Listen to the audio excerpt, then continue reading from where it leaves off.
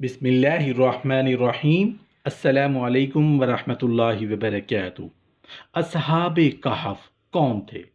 وہ 3 صدیاں کیسے سوتے رہے اور پھر زندہ صحیح سلامت بیدار ہو کر اٹھ کھڑے ہوئے؟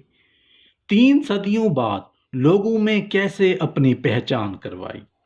وہ اصحاب کہف جو اللہ تعالیٰ کی قدرت کی عجیب و غریب نشانی تھے، وہ اصحاب کہف جو ایمان کو بچانے کے لیے اپنے علاقے سے ہجرت کر گئے، وہ اصحاب کہف جو 309 سال تک ایک غار میں پناہ لیے ہوئے سوئے رہے، وہ اصحاب کہف جو 309 سال کی نیند کے بعد بھی جب بیدار ہوئے تو ان کا جسم پہلے کی طرح صحیح سالم تھا، وہ اصحاب کہف کی نیند کی حالت میں بھی ان کی آنکھیں کھلی رہ گئیں، وہ اصحاب کہف کے غار کے دہانے بیٹھا کتا بھی ان کا سیکیورٹی گارڈ ثابت ہوا، وہ اصحاب کہف جن کو غار میں سلانا اور پھر جگانا روز قیامت کے برحق ہونے کا ثبوت بن گیا، وہ اصحاب کہف کے جن کا واقعہ بتانے کے لیے رسول اللہ صلی اللہ علیہ وآلہ وسلم کو مسلسل 15 دن قرآنی وحی کا انتظار کرنا پڑا، اور وہ اصحاب کہف کے جن کا قصہ مستقبل کے عزائم کے بارے میں انشاءاللہ کہنے کی فرضیت کا سبب بنا، وہ اصحاب کہف کے جن کے بارے میں سب سے پہلے یہودیوں نے رسول اللہ صلی اللہ علیہ وآلہ وسلم سے سوال کیا، وہ اصحاب کہف کے جن کا قصہ قرآن کریم کے 15ویں پارے کی سورہ نمبر 18 سورہ کہف کی 19 آیات پر مشتمل ہے۔ اب دوسری بات یہ ہے کہ اصحاب کہف کا معنی کیا ہے؟ اس کا مطلب ہے غار میں پناہ لینے والے لوگ۔ اصحاب کہف سے مراد یہ ہے کہ گزشتہ زمانے کے نوجوانوں کی ایک دیندار اور توحید پرست جماعت جنہوں نے اپنا ایمان اور اپنی جان بچانے کے لیے ایک غار میں پناہ لی تھی، ان کا یہ نام پارہ نمبر 15 کی سورۃ الکہف میں آتا ہے۔ قرآن کریم کی سورہ نمبر 18 کی آیت نمبر 9 میں ان کا دوسرا نام اصحاب الرقیم بھی آتا ہے۔ مفسرین کا نظریہ یہ ہے کہ ان کا نام تختی کے اوپر لکھ کر غار کے دروازے پر نصب کیا گیا۔ بعض کے نزدیک ان کا نام اور ان کے یہ احوال لکھ کر وہ تختی ایک صندوق کے اندر رکھی گئی اور اس صندوق کو دفن کیا گیا۔ اس طرح کچھ مفسرین کے خیال کے مطابق رقیم اس بستی کا نام ہے جہاں ان کی اصلی رہائش تھی۔ حالیہ نئی تحقیق سے معلوم ہوا جس پہاڑ میں یہ غار واقع ہے اس کے قریب ہی ایک آبادی ہے جسے اب الرقیب کہا جاتا ہے۔ لمبا زمانہ گزرنے کے بعد اسی بستی کا نام الرقیب بنا جو اصل میں الرقیم ہی تھا۔ اب سوال یہ ہے کہ یہ غار دنیا کے اندر کہاں واقع ہے؟ اس کے بارے میں کئی اقوال ہیں۔ پہلا قول یہ ہے کہ یہ واقعہ افسوس یا افسوس شہر میں پیش آیا اور یہ غار اس شہر کے قریب واقع تھی۔ قدیم ایشیائی کوچک جس کو کہا جاتا تھا جو کہ اب موجودہ ترکی کہلاتا ہے، اس شہر کے کھنڈرات کے اجمیر کے قریب نظر آتے ہیں۔ اجمیر ایک شہر کا نام ہے۔ دوسرا قول یہ ہے کہ یہ غار اردن کے شہر عمان میں واقع ہے اور یہ رجیب نامی ایک بستی کے قریب ہے۔ اس حوالے سے بھی ابھی تک کوئی فیصلہ نہیں کیا جا سکا۔ اب سوال یہ ہے کہ اصحاب کہف کی تعداد کتنی تھی؟ اس کا جواب یہ ہے کہ مختلف اقوال ہیں۔ قرآن کریم میں جن اقوال کی طرف اشارہ کیا گیا ہے وہ یہ ہیں کہ کچھ لوگوں نے یہ کہا کہ وہ 3 آدمی تھے اور ان کے ساتھ چوتھا کتا تھا۔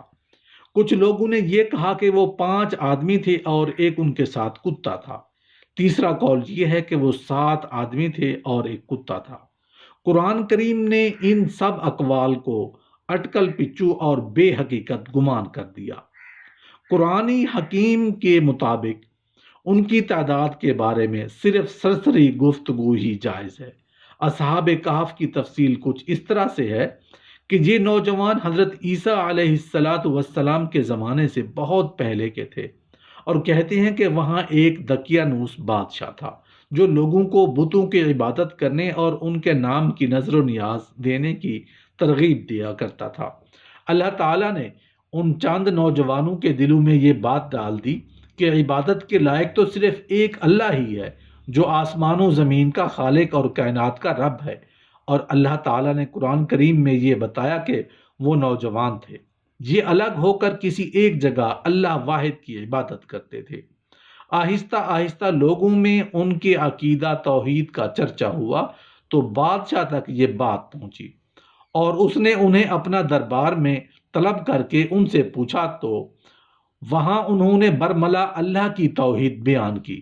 آخر کار اصحاب کہف بادشاہ اور اپنے مشرک قوم سے ڈر سے اور اپنے دین کو بچانے کے لیے آبادی سے دور ایک پہاڑ کے غار میں پناہ گزین ہوئے، جہاں اللہ تعالیٰ نے ان پر نیند مسلط کر دی اور وہ 309 سال تک وہاں پر سوئے رہے۔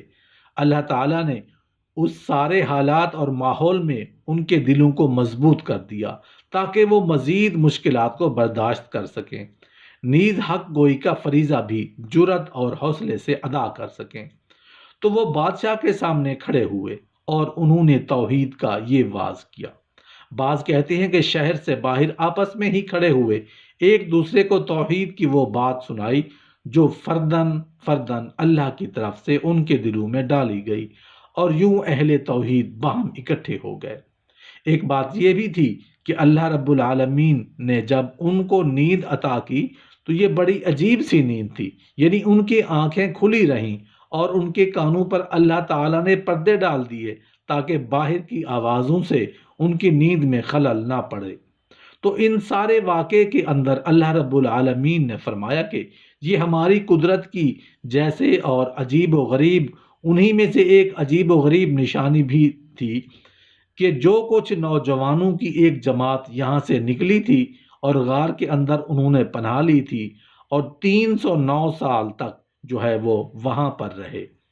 اس کے بعد جب یہ والا زمانہ گزر گیا تو اللہ رب العالمین کے حکم سے ان کو دوبارہ جو ہے وہاں سے اٹھایا گیا، اور ہوا اس طرح کہ جب اللہ تعالیٰ نے ان کو جگایا اور پھر وہ لوگ وہاں سے اٹھے، اصحاب کہف کا ایک ساتھی چاندی کا وہ سکہ لے کر شہر گیا جو 300 سال قبل کے بادشاہ دقیانوس کے زمانے کا تھا، اور وہ سکہ اس نے ایک دکاندار کو دیا تو وہ حیران ہوا۔ اس نے ساتھ کی دکان والے کو دکھایا، وہ بھی حیران ہو کر کہنے لگا، جبکہ اصحاب کہف کا ساتھی یہ کہتا رہا کہ میں اسی شہر کا باشندہ ہوں اور کل ہی یہاں سے گیا ہوں، لیکن اس کل کو 3 صدیاں گزر چکی تھیں، لوگ کس طرح اس کی بات مان لیتے؟ لوگوں کو شبہ گزرا کہ کہیں اس شخص کو مدفون خزانہ نہ ملا ہو۔ تو آہستہ آہستہ یہ بات اس وقت کے بادشاہ تک پہنچی اور اس کے ساتھی کی مدد سے غار تک پہنچا، اصحاب کہف سے ملاقات کی۔ اس کے بعد اللہ تعالیٰ نے ان اصحاب کہف کو وفات دی۔ اس اصحاب کہف کے واقعے سے معلوم ہوتا ہے کہ اللہ رب العالمین قیامت کے قائم کرنے اور موت کے بعد دوبارہ لوگوں کو اٹھانے پر اسی طرح قادر ہے جیسے اللہ رب العالمین نے اس موقع پر ان لوگوں کو ایک طرح کی نیند اور موت کی درمیانی کیفیت میں رکھا اور پھر ان لوگوں کو بیداری کی۔ اللہ رب العالمین نے سب لوگوں کے سامنے ایک عجوبہ بنایا، اور عجوبہ بنانے کے بعد اللہ تعالیٰ نے اپنی قدرت کاملہ کا یہ اظہار کر دیا کہ جو اللہ اصحاب کہف کو قمری حساب سے 309 سال تک سلا سکتا ہے اور پھر دوبارہ ان کو اٹھا سکتا ہے، وہ اللہ تعالیٰ اس چیز پر بھی قادر ہے کہ وہ آنے والے زمانے کے اندر اور وہ اس پورے جہاں کو تباہ و برباد کر کے ایک نیا جہان لے آئے، آخرت کا جہان، اور پھر آخرت والے دن تمام لوگوں کو دوبارہ ان کی قبروں سے، ان کو موت کی جگہوں سے دوبارہ ان کو اٹھا دے۔